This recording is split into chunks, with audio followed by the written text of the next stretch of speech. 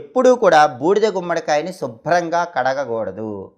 ఎప్పుడైతే బూడిద గుమ్మడికాయని శుభ్రంగా కడుగుతామో అప్పుడు దానికున్న శక్తి మొత్తం పోతుంది.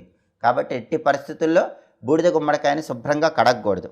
అలాగే బూడిద గుమ్మడికాయ ఎప్పుడు ఉపయోగిస్తున్నా సరే ఇంటి ముందు కట్టడానికి పసుపు రాసి కుంకుమ బొట్లు పెట్టాలి. అలా పెట్టిన తర్వాతే బూడిద గుమ్మడికాయ కట్టాలి. అలాగే బూడిద గుమ్మడికాయని ఎప్పుడూ కూడా తొడిమ పట్టుకొని పైకి ఎత్తకూడదు. బూడిద గుమ్మడికాయ తొడిమ పట్టుకొని పైకి ఎత్తితే గనక ఆ తొడిమ ఊడిపోతే దాని శక్తి మొత్తం పోతుంది. అప్పుడు బూడిద గుమ్మడికాయ కట్టినా ఎలాంటి ఉపయోగము ఉండదు. తొడిమ విరగకూడదు.